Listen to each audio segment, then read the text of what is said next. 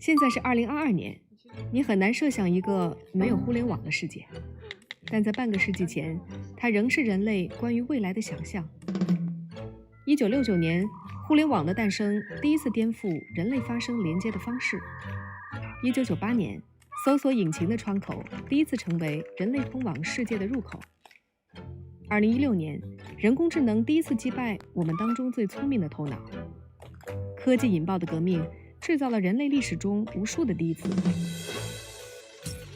当下一个第一次来临，科技与人的关系又将如何被重新书写？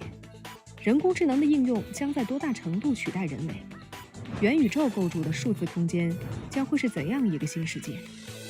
未来以来，在科技编织的神话中，人类又该如何坚守独属自身的位置？2022年5月10号，耀中耀华星空说第2集，我们一起重新审视科技与人。尊敬的李海翔先生，各位贵宾，现场及线上的耀中耀华同学们、老师们、家长们，大家好，我是来自香港耀中国际学校13A 的学生洪新玉，也是今天活动的主持人。欢迎各位参与耀中耀华主办的公益教育品牌活动“星空说”的第2场。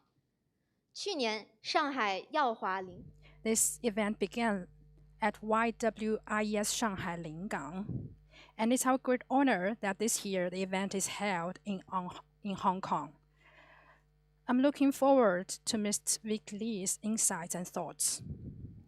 Hello everyone, I'm Cherry from Year 12. I believe everyone today here is just excited as I am, knowing that we will meet and be inspired by one of the leading industry professionals in tech life here in Hong Kong.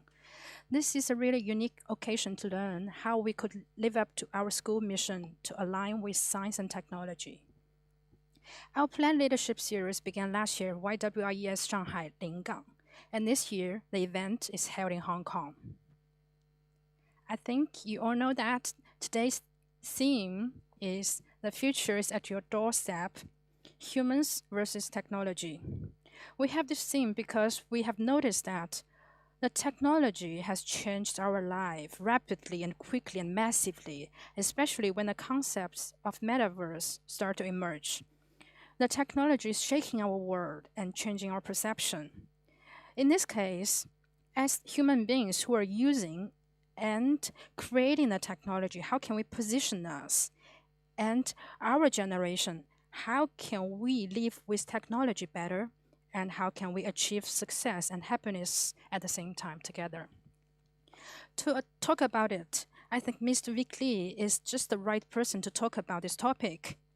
Mr. Lee is one of the co-founders of Tencent company, the internet giant, and later he has founded the Catalyst Education Lab Foundation.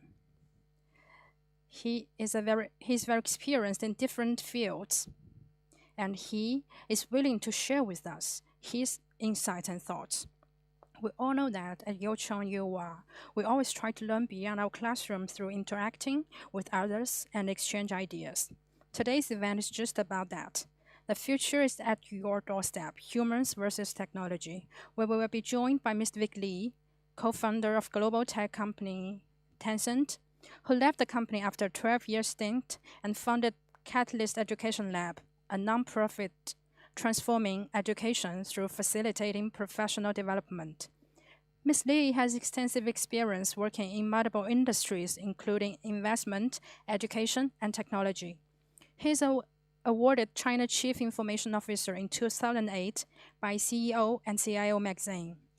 I'm sure he will inspire us with new insights on the advancement of tech and its application. The director, Dr. Betty Chen, is not here today. It's a great pity. Now we'd like to introduce Director Dr. Betty Chen, CEO and School Supervisor of YCYW, to give us a speech. Education. A warm welcome to you all. The theme for our second Planet Leadership Series talk is both interesting and relevant. The future is at your doorsteps. Humans versus technology. With our Planet Leadership series, we challenge conventional ways of thinking, bringing together the finest minds from various disciplines to shape their insights. Our purpose is to arrive at innovative solutions as we hurdle towards the future. And I use the word hurdle quite literally. The future is upon us. Later this year, we celebrate our 19th anniversary. Technology is the fuel driving this acceleration. Yet, as life speeds up, we also need curious minds and caring hearts to provide direction. Education is the first building block in this process. Yet, it is not the degree in our hand that shows success. It is the moral virtues of a person holding that degree that defines success. We see ourselves not as existing in a bubble, but as active stewards of our planet. And it falls to us to care for our environment and for others. It is this spirit that animates our educational trust. This event is a wonderful addition to our lineup of activities celebrating science and technology. Our students have been participated in a life space classroom with technonauts orbiting the Earth. Our guest speaker is Mr. Vic Lee, a tech visionary and a founder of Catalyst Education Lab, a non-profit organization that is working to transform the Hong Kong education system in alliance with passionate educators and progressive schools. Mr. Lee was one of the original founders of Tencent and has Virtus Inspire Ventures, better known as Six Ventures, is a boutique firm that specializes in seed money for cutting-edge medtech and transformational medical technology companies. This marriage of technology and education is an exciting proposition. It helps define our theme and dovetails with our own school mission in alliance with science and technology. Please join me in welcoming Mr. Lee. 谢谢陈校监。Thank you, Dr. Chan. May I now invite Mr. Mr. Vic Lee to come on stage to kickstart his presentation. Now, welcome, Mr. Vic Lee. Thank you. Hello, can you hear me? Can you hear me clearly? Dr. Chen and all the ladies and gentlemen, the students from VIAMC and UI, it's my great honor to have this opportunity to share with my insights about technology. Maybe I don't have a deep understanding about all of this, but I do think there are many issues that we need to discuss together. It's about human future and the relationship with technology. Talking about technology, maybe you will think about AI and how it impacts our life. Indeed, the artificial intelligence has come to our side every day, and every aspect of our life is affected by AI. I want to give you a very concrete example, and it is related to the trivial things in your life. It's about your health. Before I share, I would like to ask you something. If you don't feel well, will you ask for help from an AI doctor? How many of you will ask for an AI doctor? Please hands up. A few. I think it's less than 5%. Maybe I can change another question. If you are looking for a doctor, how many of you will care about whether he uses the AI for the diagnosis? If you care about it, please hand up. A little bit more, but I think it's less than 20%, maybe only 15%. But from my personal idea, I think after 3 years, the longest 5 years, if I ask you the same question, maybe you need to consider it very carefully. If you're looking for a diagnosis and treatment, will the doctor use the AI technology? A Stanford University research shows us that an experienced doctor in the United States, how can he accurately judge, diagnose what disease you have? The probability, the figure is 60%. It means for 60% probability, he will be able to give the accurate diagnosis and treatment plans for you. And after that, how many percentage do you think? Then another 60% for the possibility he will be given the right treatment. So there will be a possibility that he make a wrong diagnosis, or then he give the wrong treatment. But with AI, with the help of AI, this figure can be increased to 90%. So on average, if you are seeing a doctor, you need to take 2 visits before you get the accurate results. But now you only need 1.2 visits, then you can get the correct results. It has a great impact, not only for the patients, for the diagnosed results, and for the progress of the disease, and also for the society. The medical expenditure will be reduced greatly, especially for the unnecessary medical expenditure. It will be reduced. If we look at the China situation, the medical industry every year, it's tens of trillions spent on medical field. It's a great business. But if we take AI, use AI into our everyday life of the medical field, how will it affect the society?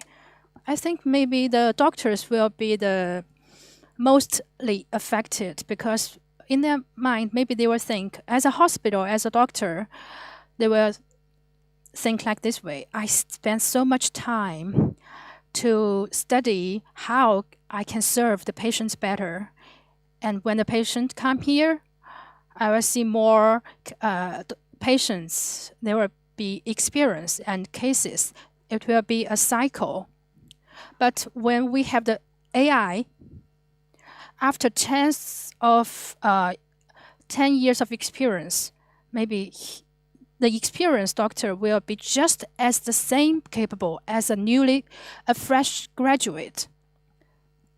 It will greatly impact the career path of the doctor. So what can the doctors do? Maybe I need some advanced knowledge or advanced field that the needs haven't been met.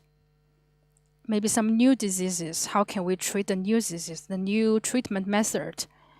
Or how can I get closer to the patient? It's not about when the patient is sick when I offer my service to him. It's about we have some health management in advance to prevent possible diseases. In this way, for the medical companies, for the drug companies, they will think in this way: after I have some new drugs, I will cooperate with the KOL doctors and to see whether in the real life this drug can be used, or maybe there will be some side effects, and how we can prevent the side effect, and how we can apply the drug better. The core competency will be their relationship with the doctors. When he offers the doctor better service and support, there will be more hospitals asking for the drugs. And then there will be revenues and business income. It is a logic like this. But after we have the AI, they need to compete with other manufacturers, the drugs from other manufacturers. Everything's transparent, the data, and the relationship with the doctors is not the most important anymore, because the AI will be deciding which kind of drugs will be used. So maybe they will think, oh, what is the meaning and what is our core competency? So maybe we need to cooperate more with the AI companies and to gain their support. They have to reconsider the business model.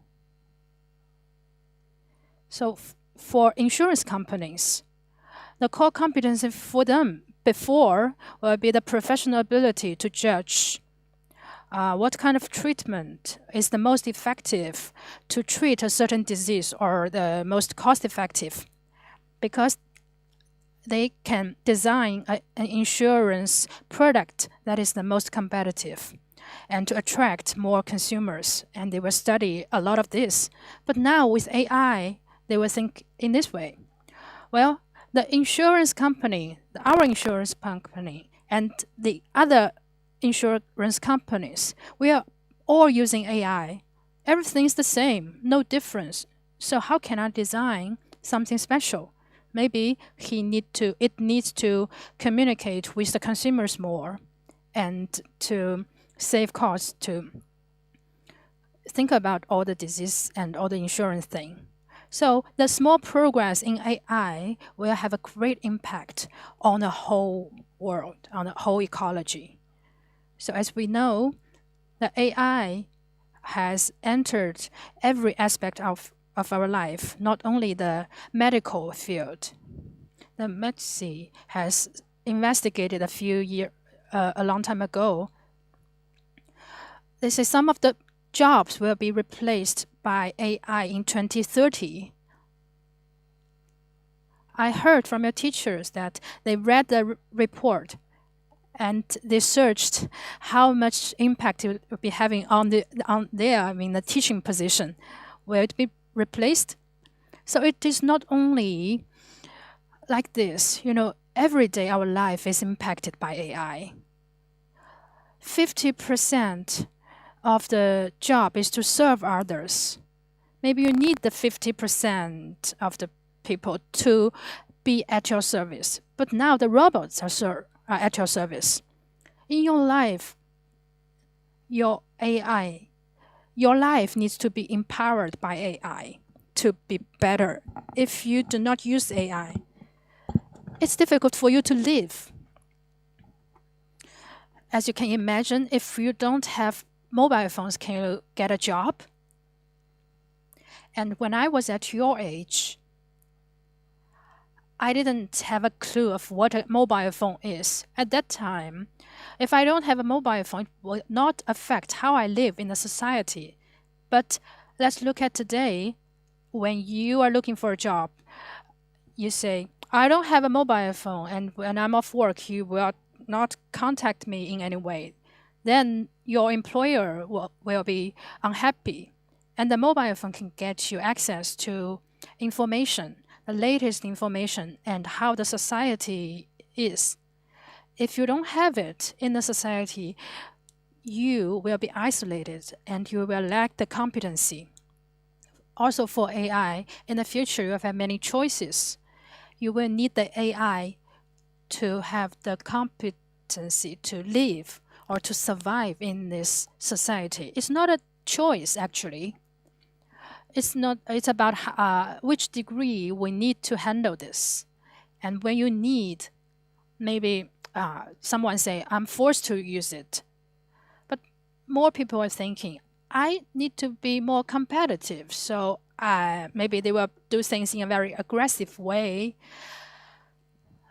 Some people say they want to change a leg into a robotic person.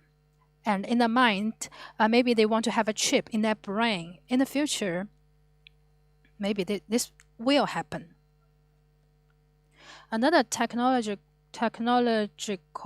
impact is that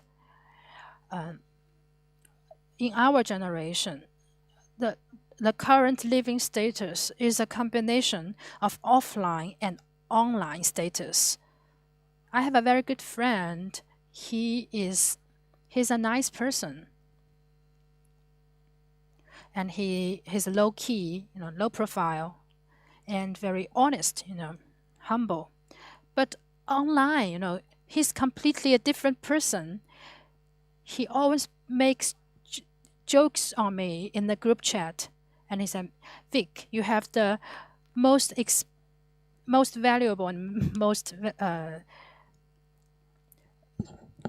the greatest brand because you never use it. You see the jokes. He's completely a different person, and he is a public account. He talks about how to control the pandemic situation, and he argued with the netizens, and he's unhappy. So I comforted her. You don't know the netizens. Why do you argue with them? Why they make you unhappy? And he said, because I have the public account, and I'm a part of it. So, the perception has been changed. It relies on the online opinions and the things brought by the online channels. So when I know him, I have dinner with him face to face. I know him. But I need to also know how he's responding and how he's acting online in the virtual world. For an KOL, it is not only about, we are currently living in this world, this physical world, but there will be a him in the virtual world. In the virtual world, he will also have an identity. It's also an existence. And also there are online living status, not only about KOLs, but also about, to accumulate my knowledge, to acquire more knowledge. I think he used Zhihu, the application. If I don't know something, I can ask questions on Zhihu and you can get answers. So, people will be giving you the answers by sharing their knowledge. But in the future, I think all of you will have an online avatar, just online. Maybe it's not touchable, or maybe it's physical, maybe it's not, but it exists. And it will affect your image in this world, your identity, and it will help you to access resources and knowledge. Most importantly, many people, they are very emotionally attached online. A long time ago, there is a product. You can have a pet online. It makes a lot of money. When they lack of money, the pet will get sick. And a lot of people will buy the drugs to cure the virtual pets. It makes a lot of money, with this business because the users are emotionally attached with the pet online. As you can see, the online living status will be a part of us, an integral part of us. When we notice that our ability rely a lot on AI, and our life aspects are about online things, virtual things, in many cases, our life path will be impacted by the virtual world. The decoration project at home, at my house, and when I search online, they recommend me a carpet. Wow, I didn't think of I should have a carpet, and the application just recommended me a carpet, and it fits my idea exactly, the design, the look. Maybe it's because of the design websites I visited, and it has judged my preference. So he has determined this for me. Besides purchasing online, and also maybe the AI can know better about you and the relationship between you and your wife. Sometimes when on festivals, when I will ask Taobao, what should I buy for my wife? Because we have some shared accounts, the Toutiao and Dianping. and everything's transparent at my house, at my home, so I can see whether what kind of items she has clicked and what kind of news or videos she has watched. And this way, I can know what she likes.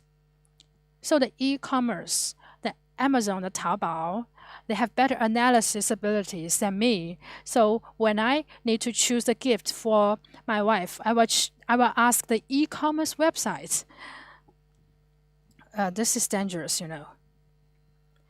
Because the shared accounts I share with my wife, I also have my own. But for serious topics, you know, the news, because I don't want to affect my wife's mood. When I have the negative news, I will be, I don't want my wife to see all the news. I need to watch myself, you know, just to keep an eye on my wife's mood. And we are truly manipulated by the virtual world, actually. Maybe you are purchasing something recommended by the websites, but it's not even on your wish list. And when you are watching the videos on YouTube, maybe the videos are recommended by the websites. It's not searched by you, but recommended by them. And it will affect your mood today, happy or unhappy. And also, they will affect your value. And for example, the president election, some of the news will affect, no matter it's true or faked, maybe it will affect the final result of and also about the terrorism organization, something like that. All of these contents in the virtual world will affect your behavior and your face. Therefore, I think the impact from the virtual world, sometimes you just don't know it, but it indeed exists. So after so many examples I've mentioned, I think our ability are affected or enabled or empowered by AI.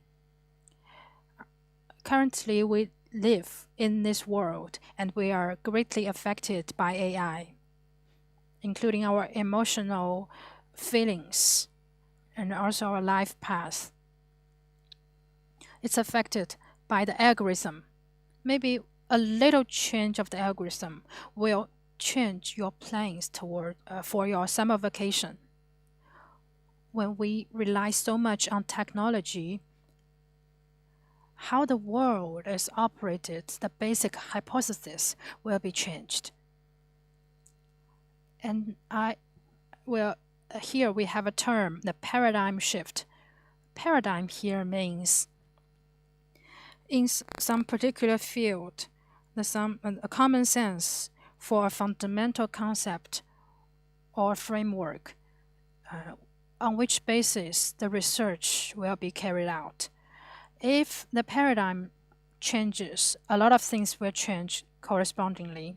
For example, the Earth is surrounding the Sun or vice versa. You know, back then, they have argued about the two different models and which one do you believe? Why do you believe the Sun is surrounding the Earth? When it changes, the religion, the navigation, and the whole world, the order of the whole world will change. This is the concept I quote, a paradigm shift, because the fundamental hypothesis will be changed. It will be applied in our future study and work. One of the changes will be about impact. It's about there will be polarization of the influence. Our generation in the past decades have experienced have the experience that the world is becoming equal and equal. A lot of colonized territories are independent, and the rights people are fighting for have been realized, and a lot of benefits have been achieved. So the world, a lot of people in the world think, oh, the world is becoming equal and equal, but technology may change this. A lot of people may think what you have online is not eternal. My son likes to play games very much, and for some time, he likes to play a game named Wallop. But I noticed that he has been playing for that for 2 or 3 months, and he stopped because he said, it's not fair. I spent so much effort to have a new weapon, but after a while, they are having a more powerful one than his. And he thinks, well, the gaming company is taking away what I have, and it's not fair. So this about the things we are having in the virtual world. Does it really belong to us? Maybe the rules change, and then what you have is nothing. But if you think it in another way, a lot of the people with technological impact, from the impact, they can maybe have some other influence. From a small video, a short video, they will affect whether you purchase or something or not. For example, buy a drug, or to recommend which doctor you see if you are feeling uncomfortable. And from this, then they can guide you to certain insurance products, and then about the financing services. And then maybe your view towards the world economy will also be affected, and also towards the society. So the concept, the thoughts are changed. A lot of people haven't realized about it. Someone didn't even realize his votes may be decided by a cat video he saw a long time ago. It's completely out of expectation. So in the world, something you think you are owning something, but actually you are not. The technology are controlling things, and the impact expanding. So when this happens, the further impact will be that the orders will be fading away. The money you own can be measured, but the impact of technology cannot be measured. Tax can be charged if a person is rich, but how can we judge whether a man has a strong technological impact? If technology is controlled by a small portion of people, then it will be a game of only them. So then it will be unpredictable, because everybody has his own emotions and his preferences. You cannot predict his idea or his views towards the whole thing. So when the rules are controlled by a small portion of people, it's just unpredictable. And the power of technology, in the case of conflicts, it will greatly influence the whole world. So, talking about orders, maybe the orders were just fading away in this world. After I graduated from college in the past decades, the world order has been perfected, improved step by step. But after your graduation, maybe the order will be challenged instead of perfected. And so, when there will be conflicts, maybe what you are facing, I know maybe you are seeking for progress, but that will be vulnerable, and some of the advancement will be reversed. And maybe different people will have different definitions about advancement. In my opinion, I think it is about the material life, about human beings, and also spiritually we can have more choices and we can tolerate, accept each other, and between people to people and between countries and countries, there will be more goodwill instead of bad thoughts. That's what I think is advancement. But when the conflicts occur, how will advancement become? It will be volatile, maybe, in the next decades. Maybe there will not be a perfect answer for this. I read a book. This book is about gunpowder. It talks about the advancement in the world, and it says it will be affected by the conflicts, including the values, the conflicts in the values between countries, and also the change in power or strength caused by the technology. All of them will lead to conflicts, and the conflicts may cause the reversed advancement.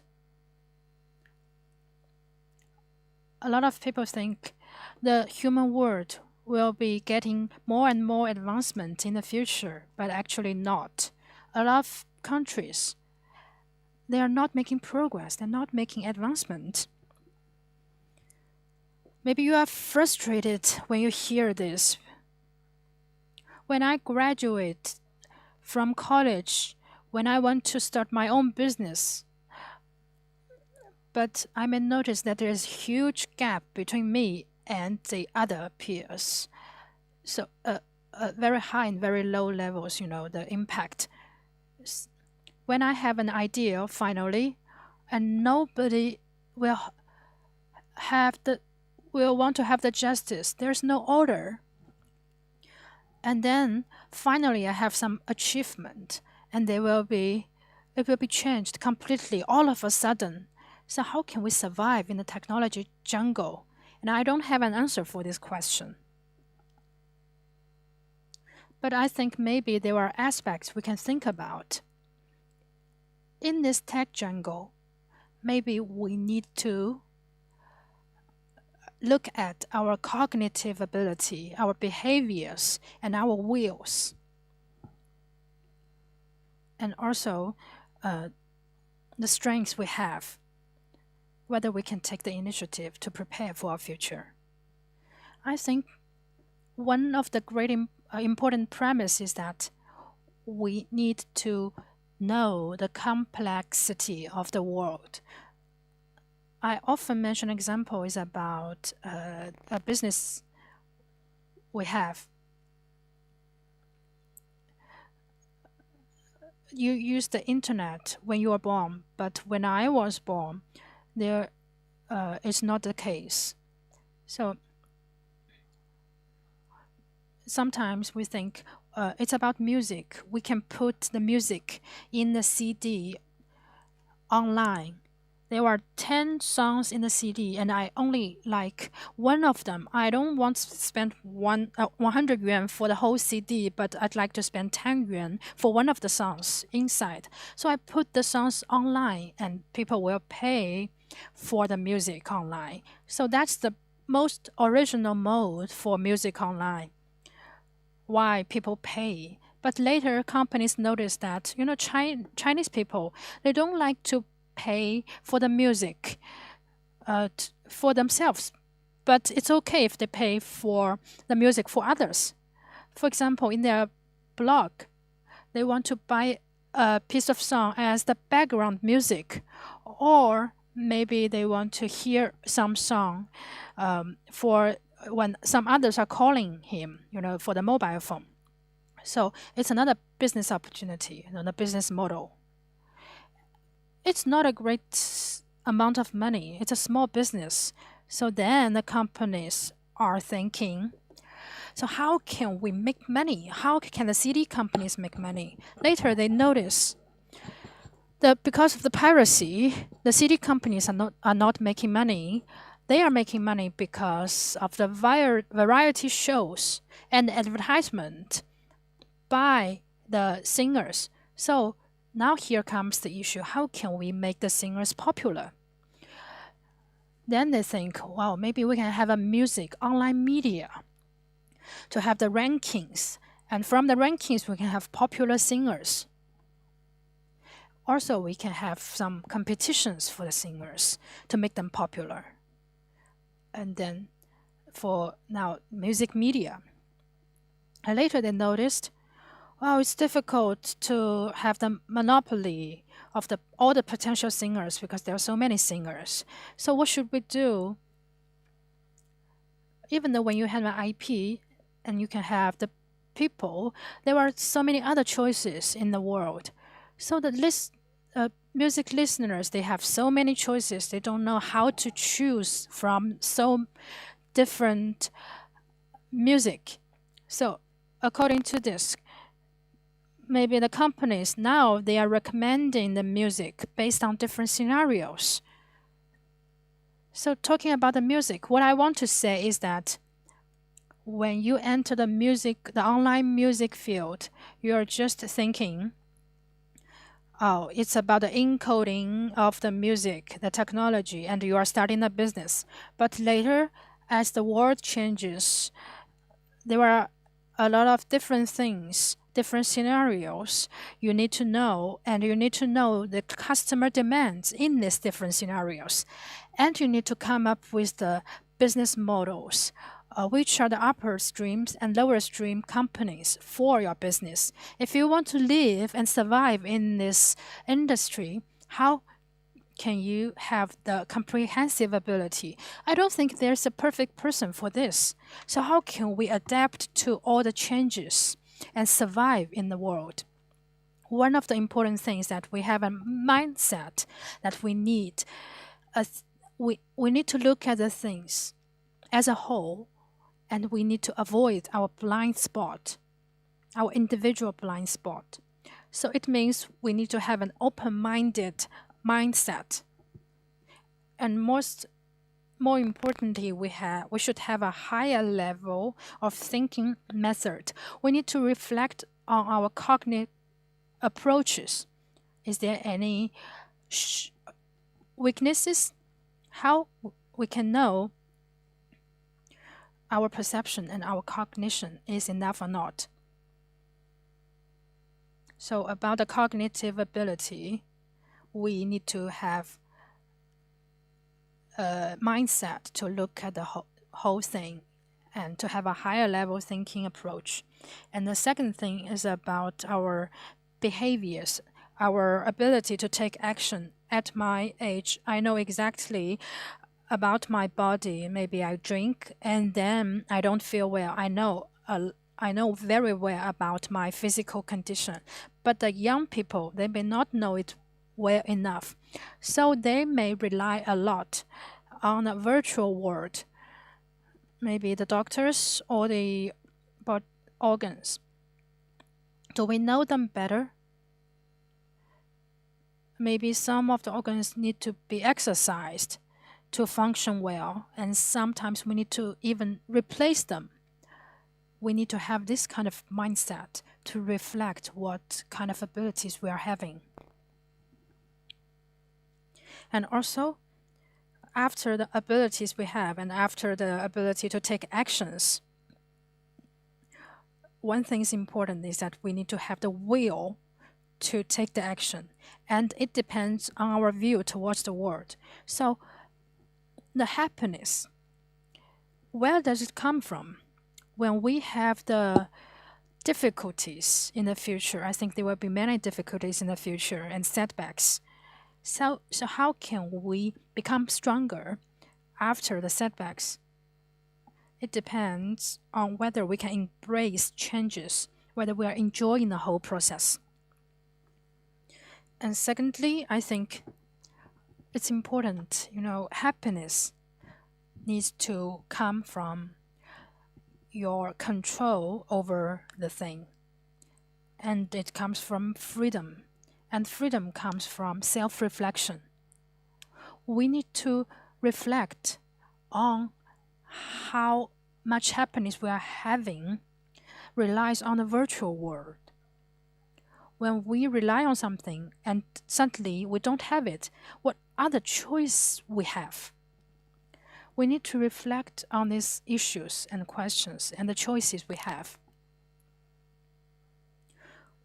When we have some achievements, we need to have some goals, something we pursue. For a person or society, the goals need to be, the success of all people, but not only the success of a small portion of people. So in this way, the environment will be warmer. So we need to have a goal for the life, our own goals, so that we can have a happy life. But these are all, the most superficial questions, but the core lies in, I believe you will be facing some choices, and the choices will be a matter of what is a person and what is life. When we need to make the choice whether to have one kind of drug to be more focused, to learn and to study, to work, but at the same time, it will weaken our ability to perceive the outside world. I know there are, in the US students, they may take the drugs that I mentioned. They have so in this scenario, what kind of choice, what kind of decision will you make? Will you give up your emotional feelings if you want to get stronger? Do you want to trade one of your eyes or one of your arms or legs just for what you are pursuing? Or maybe you need to plant a chip in your brain. Are you willing to do that? You want to have the ability, or you want to have the perceivedness. And when you have the goals, do you care enough for the results or for the process, for the feelings during the process? What kind of decision will you make when you are faced with this kind of choice? In the future decades, you may be encountered by this kind of decision-making situation, and you will think about it very carefully. It's actually a matter of life and people. I like this sentence very much. It's an Austrian poet, written by an Austrian poet. The future enters into us in order to transform itself in us long before it happens. So what does it mean? It means that the future is yet to come, but actually it has already been a part of us, because it's in our concept, in our imagination of how we want the future to be. And together, it will be the future. The theme is not decided by me, it's by YCYW. The future is at our doorstep. I like this theme very much because the future is already in our heart. We all have our ideas and concepts and imaginations towards the future, and it actually determines how the future will look like. As the parents and as the education practitioner, the teachers, maybe we not only need to provide the future generation knowledge and skills, but also, just like Wang Yangming said, we need to cultivate their mind and heart. If you want to learn something, in many cases, you need to explore your inner heart, the needs in your inner heart. This is how I think is important for you, the teachers and the students. The future is decided by our inner thoughts, what we think on life and people. I think that's all for my sharing. Thank you very much, and I think I can have the chance to communicate with you in the following sessions. Thank you.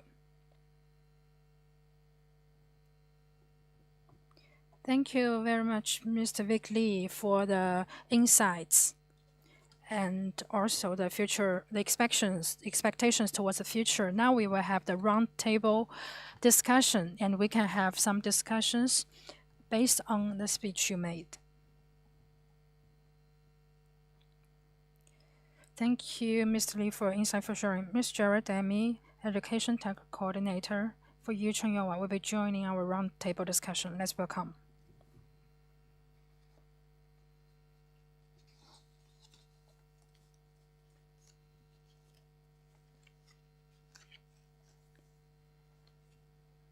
Thank you very much, Mr. Vic Lee, for your speech and for the ideas you've mentioned about technology, about development, and the current status. I think all the students here, they've heard about metaverse, the concept, and I think you want to mention it in your speech. We know about this concept long ago, but now we still think 2021 is the first year of the metaverse. Would you like to share with us more about this concept? I'm not an expert on this, but I think I can share with you some of my observations. About the metaverse, it's not a new concept, but a lot of technology and user experience and how the internet operates is actually will be affected by this. The human-machine interaction technology is the most important in this part. We have AR, VR now, but behind it, there will be algorithms, the capacities and technological advancement to support the progress. This is the first, the human-machine interaction. The second is about the internet technology, the advancement in this area. It makes a lot of things to be connected with the internet. In the past, it will cost a lot of money, and there will be technological barrier. But now, it's more convenient. So these problems have been solved. So all things are connected now.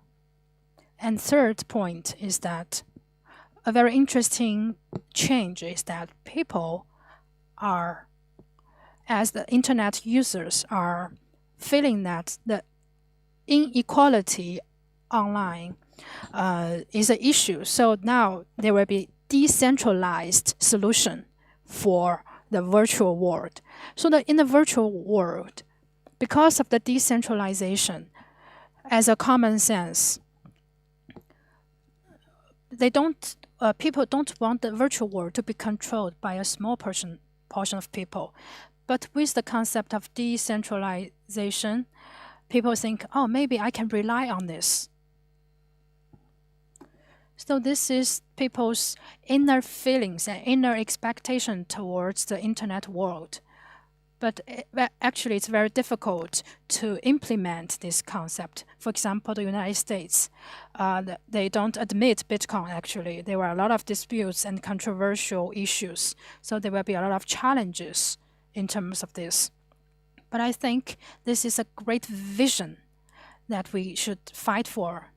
Yes, indeed. In 2021, Facebook has changed its name to Meta, and also in the gaming industry, there will be gaming companies, they want to enter this field and extend to this field.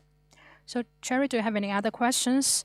Just now, Mr. Vic Lee mentioned that when you are purchasing something on Taobao, when you are selecting a gift for your wife, you think Taobao knows your wife better.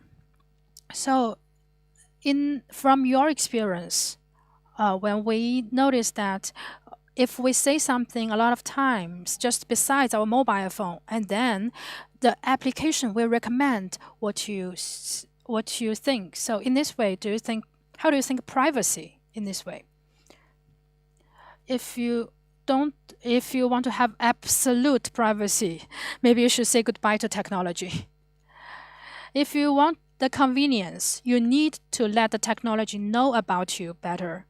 But in this way, I think people need to have some self-reflection ability or self-control ability by themselves. They need to control how much degree they feel comfortable about revealing their personal data. Because some people may think, oh, I don't want the technology to know a lot of data about me. It's also okay. But if you want the convenience, maybe you need to make some sacrifice. So in the future, I think absolute privacy is not possible in the future. Indeed, I think sometimes someone is just eavesdropping everything in my life. So do you have any questions? Ms. Lee, thank you for answering the questions. Education Technology Coordinator in the organization. And I want to ask a question about education, how it relates to AI. You mentioned in your talk that many people are concerned about their careers being replaced by AI. I'm one of these concerned people. I like to check the website where robots take my job. And it's real to keep the probability of the job in automated replaced by robots or AI. I'd like to know whether or not Dr. Chang is going to replace me with a robot. But fortunately, it's actually low for teachers, somewhere around 5%.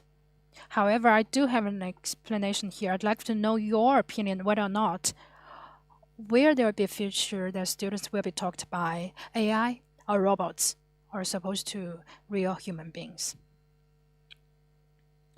So Ms. Jared is a little bit worried about whether he can keep his job or not because of the technology advancement, because of the maybe in the future, Mr. Vic Lee, do you think in the future, maybe in 2 decades, will the teacher be replaced by AI or robots? I think maybe 20 years after, I don't have an answer for that. It depends on whether the definition of human beings, But if we are talking about it with a premise that all of the people that are educated, if the the definition of people remains the same, then I think there will be need for education. Just like a baby, when he's born, he knows nothing. So how can he become an educated person to know about the world,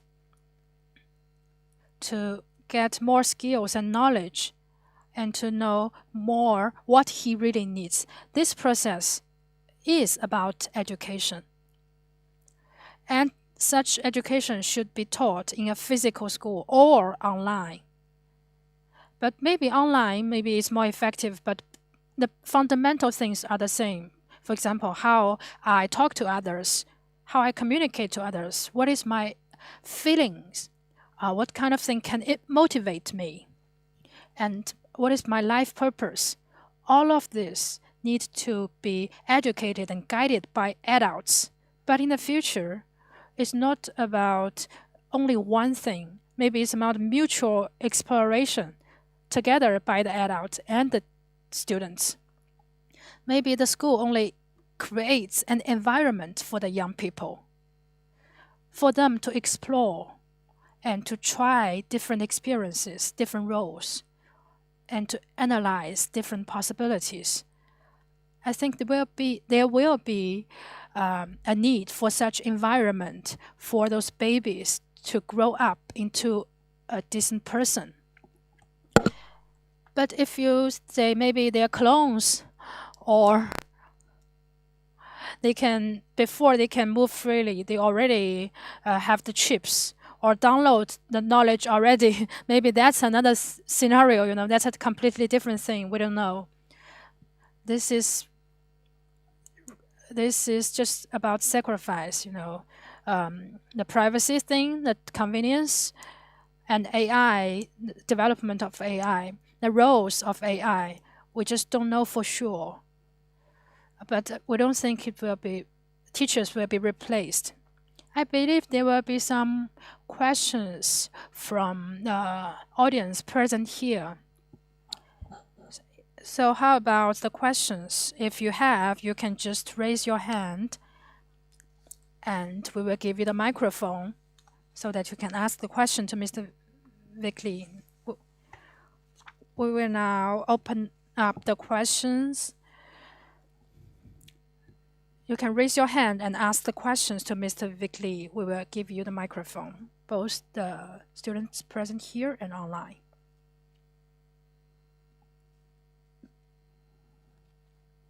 Hi, Mr. Lee. I'm from year 11.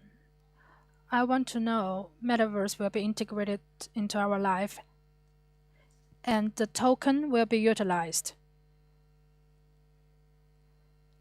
What is the role in order and in a transaction in metaverse?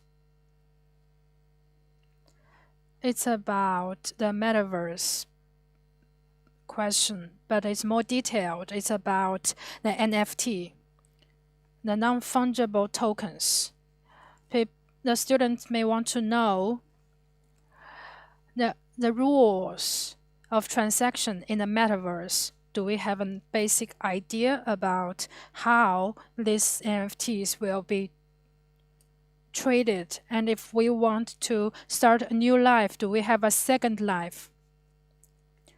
NFT will be leading to a gap between rich and poor people. It's difficult to predict how things will develop because in the metaverse, one important thing is the economic operation system, but the core is the value system and how we trade it. A lot of new development are currently ongoing.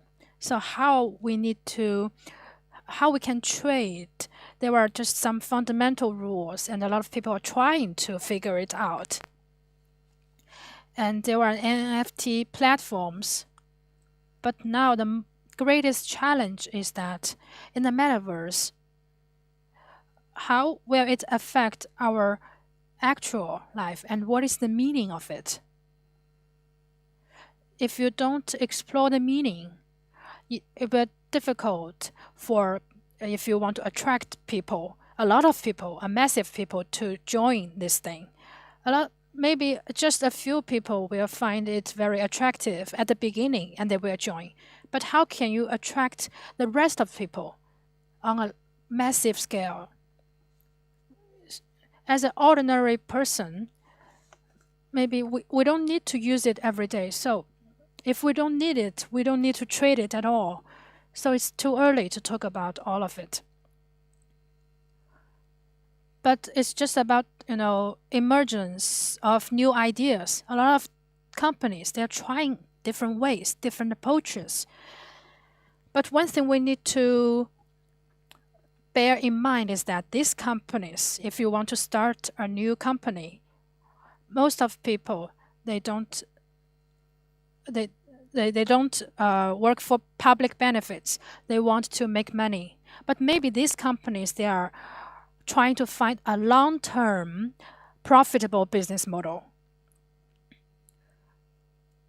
So after we use the NFTs, how much control do we have on this? And how can we support the system to be fair enough? The system, I think it's still too early to talk about the system because everything is a mess, People only know a thing is not good enough when there are some bad examples, but now only the examples are quite good. The bad guys are still hiding. So that's why we need more time and practice before things are proven. So the capitals are entering the metaverse, and maybe we will see some results and some bad guys in the future. Do you have any more questions?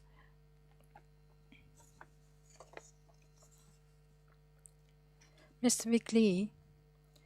I know the metaverse, the concept, comes from the social dilemma, the Snow Crash, the novel, and describes a virtual environment. And in the social dilemma, the documentary on Netflix, there was something about addiction into the metaverse and the virtual world. So when Tencent is promoting their product, besides the anti-addiction system, do you have any other solutions for this kind of thing? About addiction, I think it's difficult to solve the problem. The game developers and also the metaverse creators, they want you to stay longer. That is against the anti-addiction thing. But some people, if they have social responsibility, they want to have a good balance between these two. But for the enterprises, inside their enterprise, there will be an argument for trying to get the best balance between these two. So I think maybe in the future, it depends on every single user, every individual user. They need to control by themselves. Maybe they experience some bad things and they need to rescue themselves. And that's why education matters. Education can make them understand what kind of control they can have on themselves, what will make them happy, and what will make them unhappy. The virtual world, is it eternal? Can you really have it? This kind of issues we need to discuss. We need to educate individuals about the concept so they can get the hold of their life and achieve some success and happiness. So I don't think the responsibility should not be only by the enterprise, but about the individuals. Everyone should be aware of how we can make the most use of metaverse. I didn't know whether I answered your question or not. Anti-addiction can only be used for a while. If you really want to have control of your life, it should be depends on individual abilities. So do we have any more questions coming from the students? Here you go.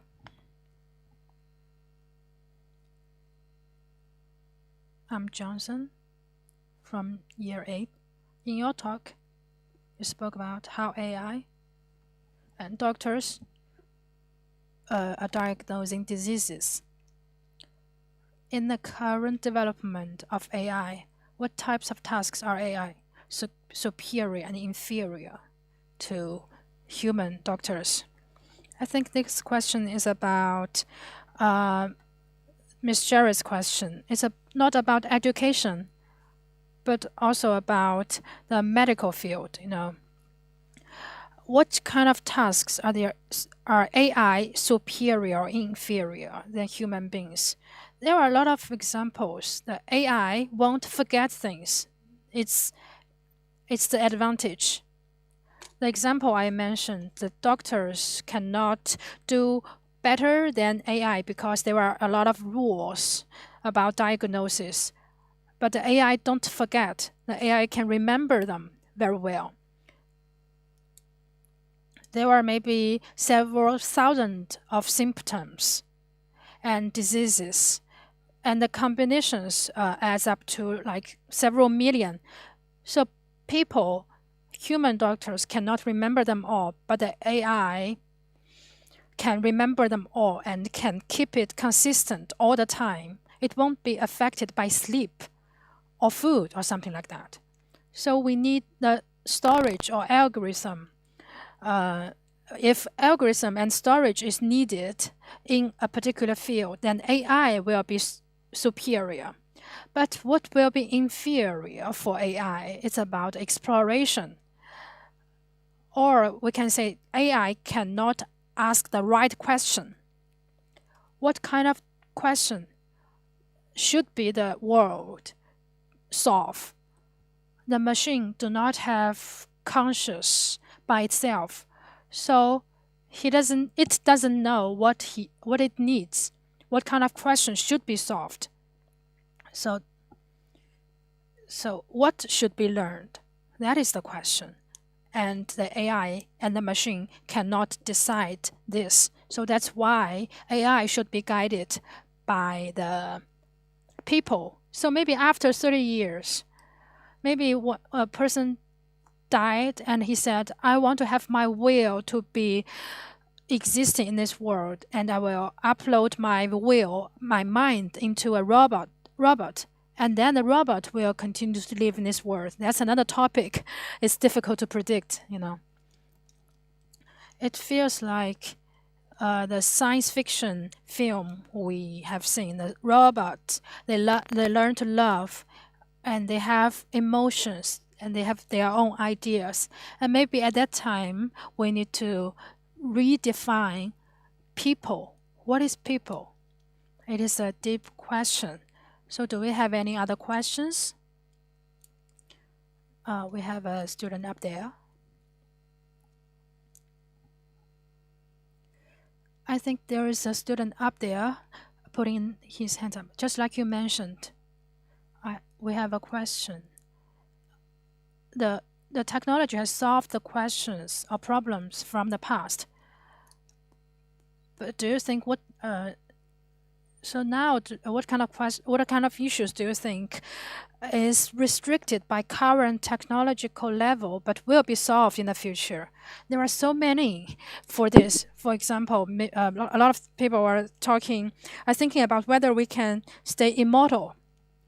It's about biological things, you know. And the contents we studied may be helpful for this. But this is just, there are no boundaries for this. We have a lot of examples. Maybe you are studying in different disciplines. You've heard your teacher say, well, in this area, the cutting edge research in our area is blah, blah, blah. But the breakthrough we need to see, maybe, I cannot tell you all the examples here, but I think there are a lot of areas that can have this kind of problems to be solved by technology in the future. So we still have some time left. If you still have any questions, just random questions you want to ask Mr. Vic Lee, maybe just, yeah, he keeps raising his hands.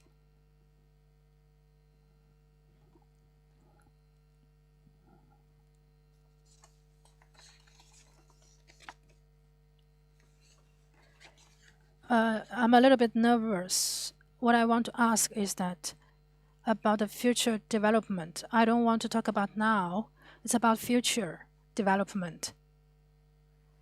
A lot of technology are talking about extending ourselves. They are here to help us, the computers, for example. But how about the involvement and progress in ourselves, the gene adaptations and the chip in our brain? It will change ourselves. It's not about the outside world. It's different from computers, some external things. So this will change the concepts. So what do you think about this future development in terms of this? And about the technological development, whether it will lead to the society where the technology be developing so fast and the society will suddenly collapse. Is that a possibility? Thank you.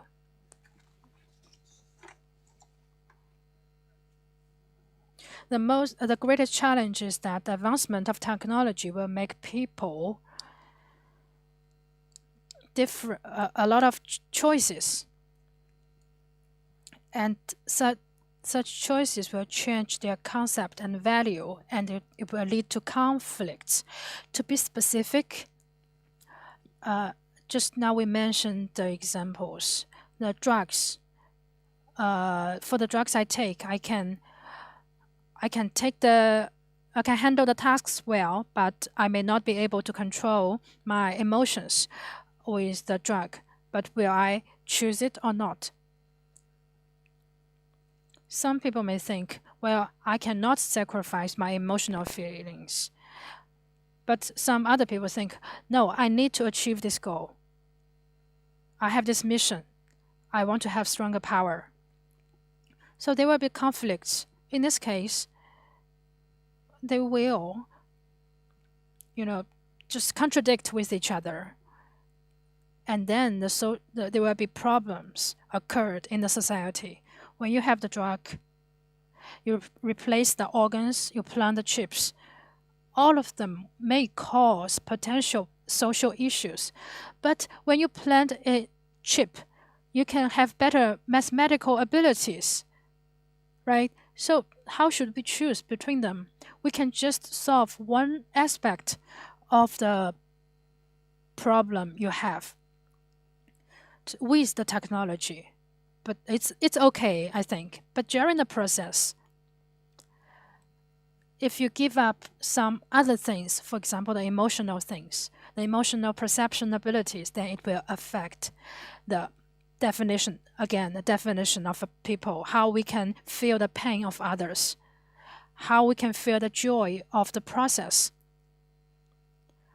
and what kind of life do we want to lead. So we're driven by the goal, or we enjoy the process. Before we die, what kind of thing do we care the most? That is the most important. It's not about technology. It goes back to the core of our inner, bottom of our heart, the feelings we feel, our emotions, and brain, the hormones. How can we have the balance when we can control the hormones? What can we control and what we cannot control? It is only a problem when there are choices. Okay, about ethics, for example. So for human beings, the greatest challenge is that when we can control our feelings, maybe what kind of choice will we have? Some people may choose to this way, choose A, some people choose B, and then in that case, what should we do? What kind of rule should we follow, and can we still survive? This is what we need to think about.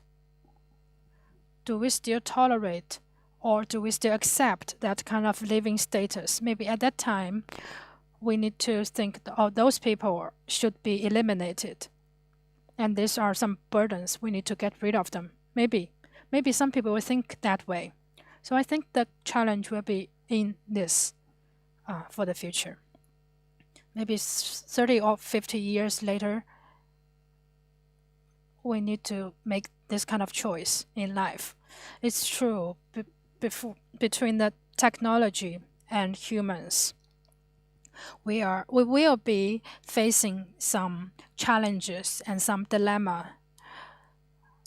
And we need to know whether technology will explore us to better things or worse things. That's our theme today. It's a reflection of humans and also technology. Thank you for all the questions asked, and thank you, Mr. Vic Lee, for the answering. Apart from the over 100 audience present today, we are also live broadcasting on WeChat, and we are having community from mainland China and US. They are watching the live broadcasting, and they also have some questions. Moving on, let's have some questions from you, Chungyou community. The first group of questions are present here on the screen. We can choose one of them, and maybe it's relevant about our daily life. It's about pandemic. Has the pandemic made humans more dependent on technology? For example, online learning, shopping, and food ordering have become the new normal. Do you think this phenomenon will bring a positive or negative impact? I think overall, the pandemic brings some technological progress or implementation. It's for long term, I think it's positive. It's positive for the society. But for the negative impact, I think it's not about the dependence to technology, because I think people are already relied on technology a lot, and everything we use are controllable and under certain supervision. So we don't have to worry about we rely too much on the technology and the impact. But what we need to keep an eye on is that we are using so many technologies, so the interaction between humans are changing.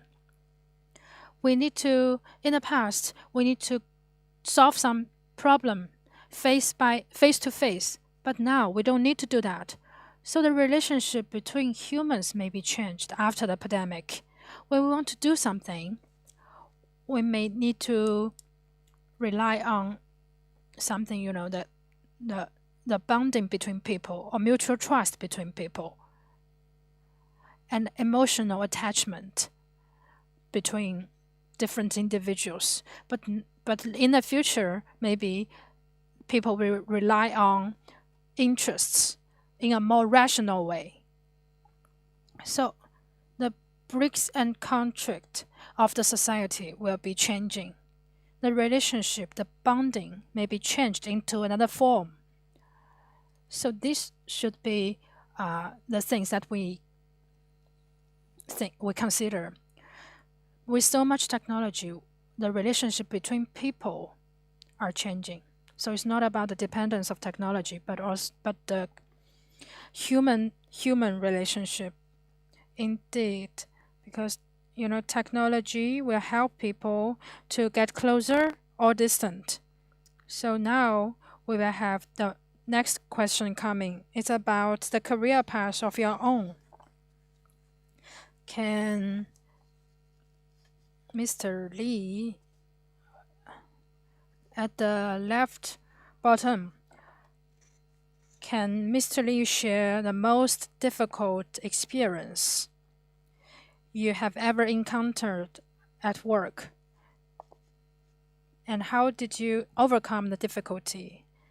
And what changes or inspirations has the experience brought to you? I think the difficulty, so many difficulties, life and death crisis, you know, sometimes. But I don't want to mention the concrete details because it's about privacy and other people. But I think reflecting on my career path, a lot of difficulties come from my own restrictions or limitations. For example, at the beginning, I graduated and entered the workplace, and I started to lead my team. At that time, when I had some difficulties, I think, well, I need to solve it by myself. But sometimes I noticed that it is difficult to solve it all by myself. I need the help from others. And, you know, I personally like to do it alone. And when I need to accomplish the task, and I often think, if I cannot complete the task, how can I ask other people to do it? So that's the thing I have in mind when I first led the team. And I know exactly what he is doing it correctly or not, our team members. But after a while, you will see that your experience is not useful enough to solve the problem you are facing, and some other people are more professional than you. So how can you cooperate with them, with those professionals who are much more professional than you? So how can you be sure this person is competent and another guy is not competent enough? And how can you ask him or her to work for you.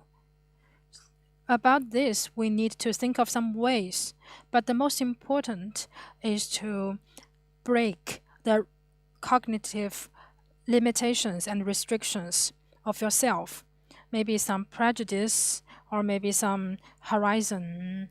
You need to broaden your horizon to ask others to cooperate with you and to make full use of their talents. So if I reflect on the difficulties I have, I think maybe that is about the restrictions. So you're talking about leading a team. Not only about team, maybe inside or outside a team. If you want to get something done, you need to ask for some help from outside, a professional. How do you know what you don't know? Because sometimes we don't know what we don't know. That is the key problem. We need to locate. How can you know the way you are looking at the question is correct or not? You need to reflect on this. So sometimes you do not have a comprehensive idea on the thing, but you don't know. And besides the specific things, maybe you should also look at your learning method, how you communicate with others. When you have conflicts or different ideas with others, how do you look at it? How do you treat it? So this is also advice for our students. So about when we are forming our values towards the world, we need to listen to other people's ideas and to locate our weakness to be stronger. I think the success of a person is decided by a series of decisions, the qualities of your decision. And when you make the quality of decision making determines your chance of success in the future. So you need to make sure every decision is made by proper cognitive perception. So here comes our last question. So Mr. Vic Lee, can we ask you for some advice about the future or maybe the learning, the study?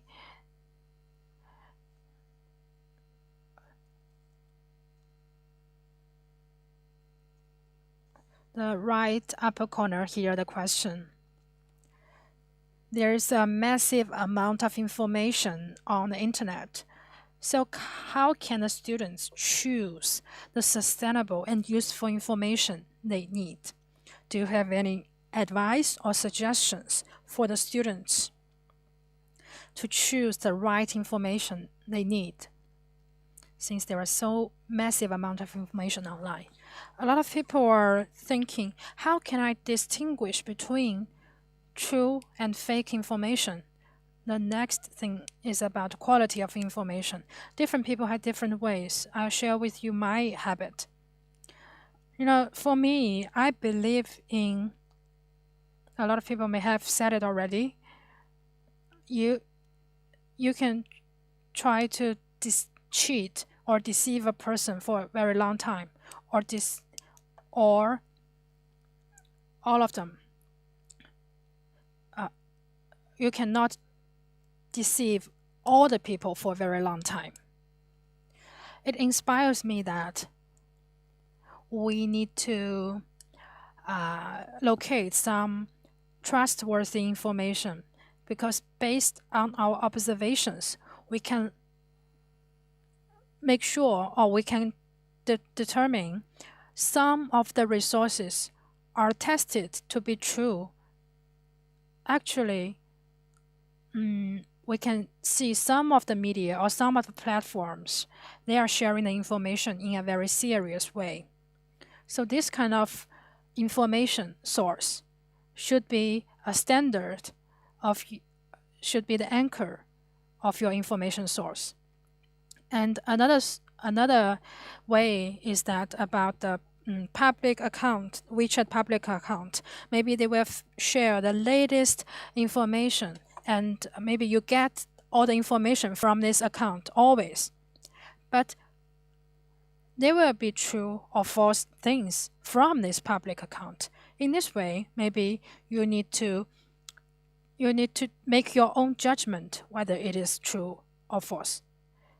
So the anchor of the information source is very important. You need to establish your anchor to have better judgment. When you receive new information, you need to check all the different channels and to compare it with your anchor or benchmark. Anchor, again, anchor is very important for the information source. Especially when you are searching information online, it's the fundamental skill. And of course, you need to develop a mindset or thinking method. Recently, I've been reading, the philosophy or science thing about cognitive things, abilities. And how can we believe in what we should believe? If you are interested, you can also do some brain activities or brain exercise in terms of this. You can train your brain. Could AI filter between true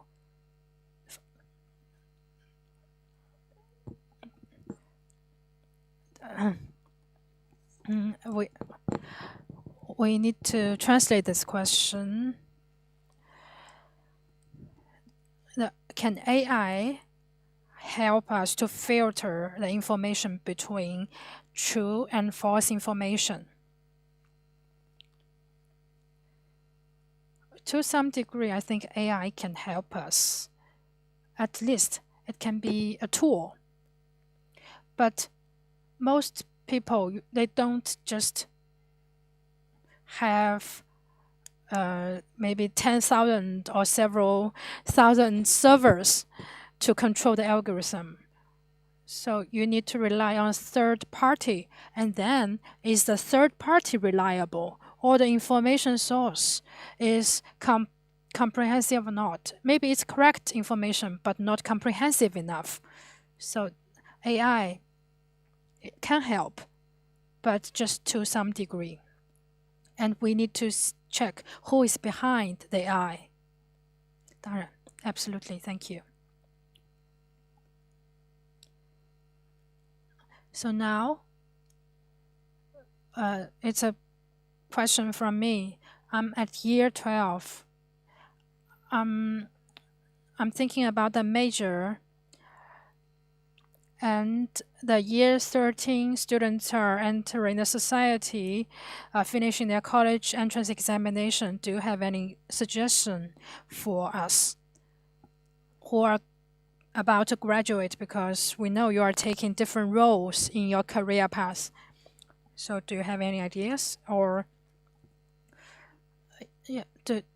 I just saw a question, how can we learn more advanced technology or cutting-edge technology? Unfortunately, that will be useless after 10 years because the technology changes so fast. Iteration about the coding languages, maybe every half a year there will be upgrade. You cannot learn the cutting-edge things because it's rapidly changing, always. So spend a lot of energy in those are not meaningful. But so how can we learn, or how can we choose the career path, or maybe the colleges? Maybe we need to think which is the best option. But what I think is that it's not to choose the opportunity or the work opportunity, the knowledge embodied, included. It's not about the knowledge. It's about the opportunity. In this opportunity, how much advanced and important questions or problems you can discuss, or you can have the opportunity to solve them. It's about whether you can get closer to those issues. A lot of people, they speak highly of the MIT study mode. About coding, they don't teach you. They will say they can use AI to make the drug. The computers, maybe it can be integrated with other technologies, but they will focus on the issues and problems to be solved. And with this question in mind, you need to explore what kind of things you need to learn and who you should be cooperating with. The questions should be located. That is the most important. That lies the chance and the potential opportunity for your future.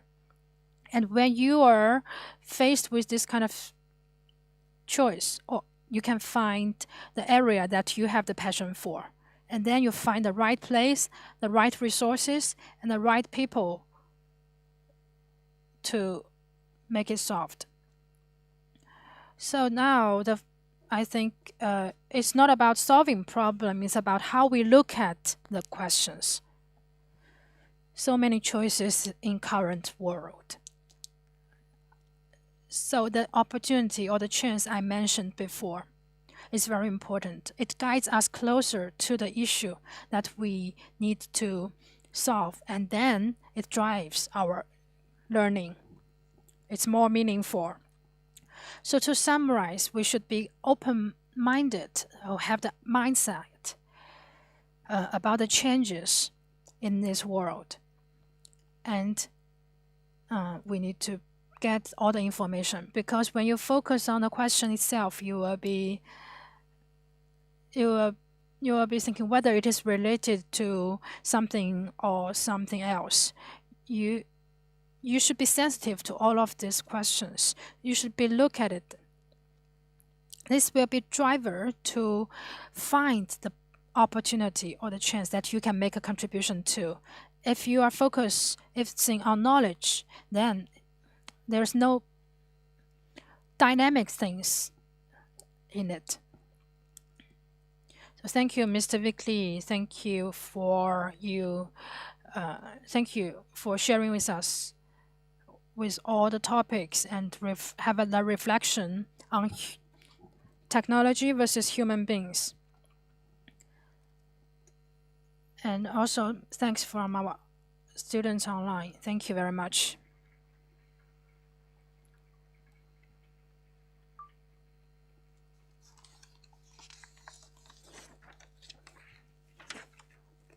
Maybe you don't know, we align with technology and we align with art. So here we prepare a souvenir for you. Now, invite Dr. Esther Chen, Deputy CEO, K-12 Education of YCYW Education Network, to come on stage and present a souvenir to Mr. Lee.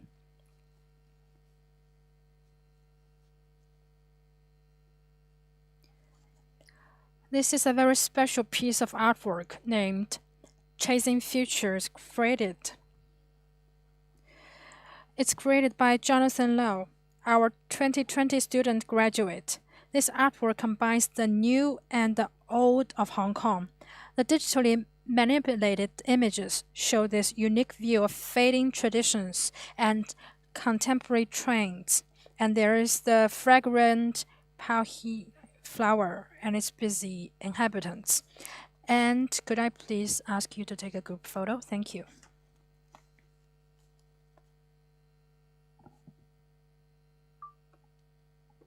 Thank you very much.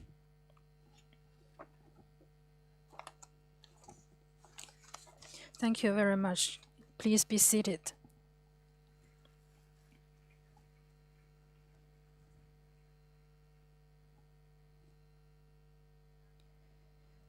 Technology and education are important elements to change the future. I think we need to value and reflect on the connection between technology and humans to create a different world. Thank you very much for Mr. Vic Lee's outstanding sharing, so that we can have the chance to reflect our position in the tech jungle. Thank you, Mr. Lee, for your wonderful sharing. As being a digital, aligning with science and technology is one of our school missions.